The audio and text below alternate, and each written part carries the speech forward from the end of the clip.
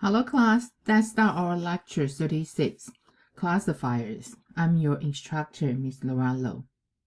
From the previous lecture, we start talking about classification. Classification is the same as regression we can use to predict the attribute of an example. The difference is regression we only use for the numeric data, but the classification we can use to predict the categorical attribute. In the classification, we train the model to find our prediction. So that model or function we train we call classifiers. So at the end of the last lecture, we start talking about the classifiers. And we give you the example as the nearest neighbor classifiers. So in the classification, the model we train or function we trained, we call classifier. For the regression, the same thing. We call regressor. Just we don't talk that much because regression model, especially we say that's a linear regression. That will be a straight line. So that will be use y equal to mx plus b. So that will be the linear regression. So we just don't use that term much, but sometimes, so same as classifier. For regression, the model, you can say that's regressor. But let's talk about the classifiers. We will continue to talk about the nearest neighbor classifier. So here, just try to review from our previous lecture. When we talk about the classifier, we introduce the nearest neighbors classifier. So this nearest neighbor classifier use the label of the most similar training example. What does that mean? Like we talked about last lecture, we collect our sample data set from the population. From this sample data set, majority we use for the training set. Some of that we use for the test set to evaluate our model. For this training set, for the nearest neighbor classifier, we have all those training data in our collection. So when we have one example, we want to predict the attribute for the example, we will compare the node we know with all the training data in our classifier. We find here we say the most similar training example. From the distance wise, actually that will be the most similar, will be the closest point to our example. So we find the closest point, that will be the nearest neighbor. Using this nearest neighbor information, we're using the label for that nearest neighbor from the training example as the predicted label for our example we are looking for. So that's our nearest neighbor classifier. So the next example we will see in our demo file is the Google Science Fair. So we have the winner in 2012 is the 17 years old high school student, the Brittany winner. She won by building a breast cancer classifier with 99% accuracy. So that you will see very high accuracy. So that's the reward she got from the President Obama. So that's why here you can see she building a breast cancer classifier. So that means here is the model. So that we'll use for our classification. So then we will have our prediction for our categorical data. So what she do is she using to see the cell in the cancer cell. They may have different shape, different type. So all those image file we got is not really she analyzed that. So from those image file from the cancer patient or other patient, we're using the technician. Technician will examine all the image. then they summarize those images with some important numeric attribute. So then we use those attributes to build up the classifier. So then we will see the example. So we're using the lecture 36 file. So then here, of course, make sure you run through each cell. So here is our, so we have the breast cancer table. So then here you the breast cancer file, then you have the patient table. So we just see here we have almost 700 data. So then for each patient, we just see the just show the first 5 patients. So you can see here they have different kind of the attribute. So that's why you can see the number. So then they have, you see the cell size or the shape, the thickness. So then you will see here they are all numeric data. So those numeric data is like we say, we have all the patient images, but those images for us, we cannot really analyze that. So according to the technician, they see the image. So then they will according to their shape or their size or different kind of data. So then they give you some important attribute here. So then you can see they all summarize that into different number. Okay, so that's here is the number. Actually, you can see the number is not very big. So maybe they just have they just for each attribute they maybe give the even they're using number, but they have kind of different category. Okay, so then we have 1, 2, 3, 4, 5, 6, 7, 8, 9. We have 9 different attributes, and the last one is the class. Like earlier in our previous lecture, we say the class. In this class, actually the class attribute we use for our outcome, the label we are trying to predict for. So the 0 mean no, 1 mean the yes. So that's why you can see if we group that in this almost 700 patient, we have 239 patients with the breast cancer.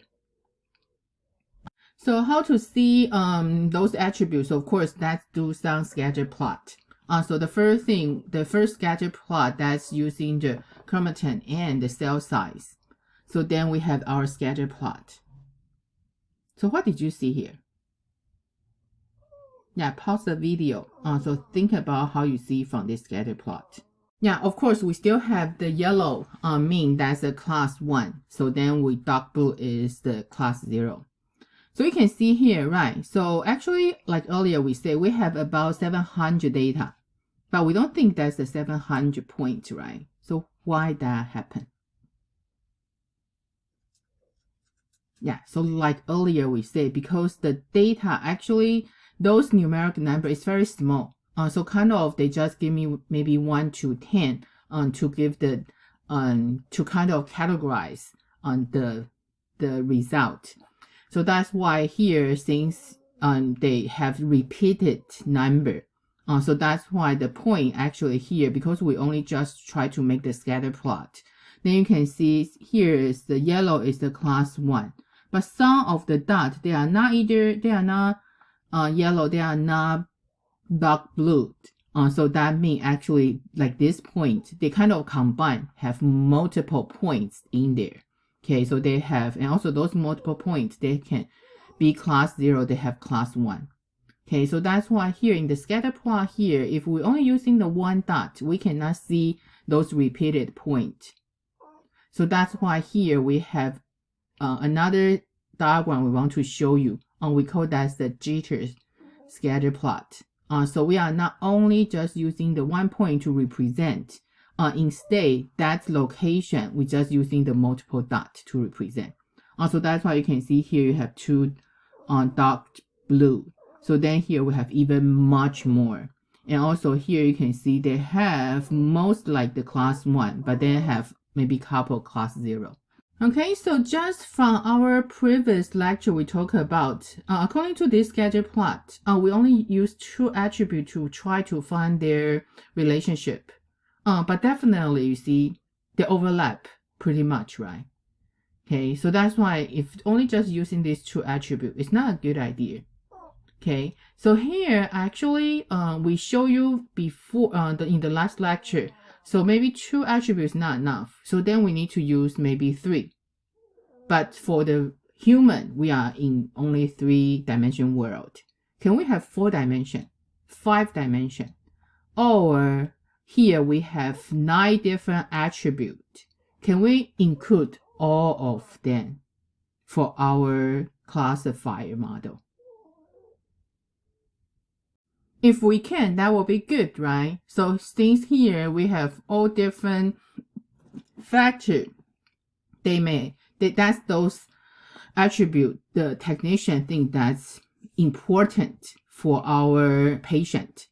Okay, so then if we include all of them, that sounds good, right? But how we will do that? Okay, so like earlier we talked about our classifier. We call that the nearest neighbor classifier. So when we try to decide the predicted label, we're using the most similar training example. So we say most similar, we're using the distance. They are the nearest neighbor, that means the shortest distance.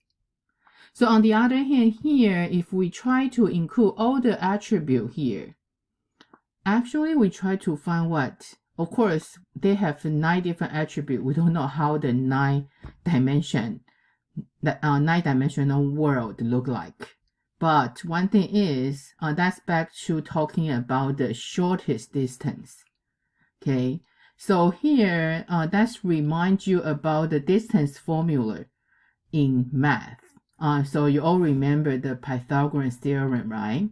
Okay, so this one actually we're just using one example about the 2-dimensional world. So if we only have 2 attributes, so the same thing if we have the shortest, we try to find the distance. So then we can find the nearest neighbor with the shortest distance. So how to find that? Of course, we plug in our distance formula. So the distance formula is the square root of the difference between 1 dimension square plus the 2nd dimension square. Then we add together, we find the square root. So that's in 2-dimensional world. So then the interesting thing is in the 3-dimensional world, the math is the same. If that's 3-dimensional world, so the distance between 2 points is the difference between the coordinate in the 1st dimension square plus the difference of the 2nd dimension, then square. Then you have 3rd dimension, the difference between the 3rd dimension coordinates, then we square. Then we sum all the difference square. Then we find the square root will be the distance.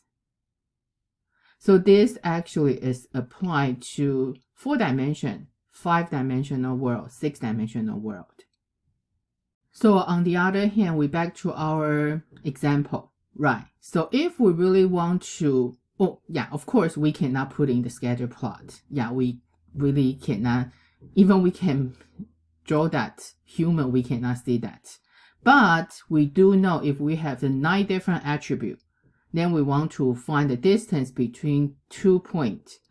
Yeah, we just have the difference square in all different attributes. Then we add them together, take the square root. Okay, so that's why later when we want to do is we will have we apply our classifier. We apply the nearest neighbor classifier. So then that's how we find the distance. Okay, but before we find the distance, let's continue to talk about one more thing. We need to introduce rows. Okay, so if you remember, we did talk about tables. Okay, from the beginning of the first 2 lectures. So actually, each row contains all data for one individual, right? So you see here, actually, when we say earlier, we say we want to have this actually is 1 patient, 2 patients, 3 patients. So the distance between 2 patients, so that's all the attribute in different rows. So that's why it's important we need to use the row to represent the data we are looking for. So how to find that row? So if you have a table, you specify the row number. So they will evaluate the ith row of the table.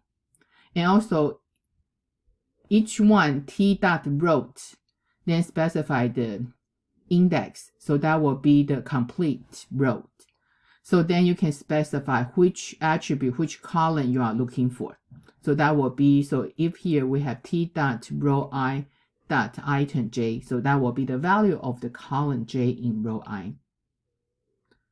And if all the value are numbers in our table, then actually we can make all the attribute in one row to an array. So that will be do the numpy dot array, then you specify which row.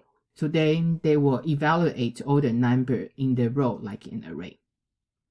And also for if you want to consider all the row individually, you want to have a for loop to do that. You can either do for I, but also we have another for loop is for row in t dot rows. So then this rows they will just travel through from the first one to the last one. And also if you don't want to include all the row, you can using the t dot include. So then specify the index. So they will evaluate the whole table without the ith row. Okay, so let's stop in this lecture. So then we will continue to see how we will have all the attributes to consider in our nearest neighbor.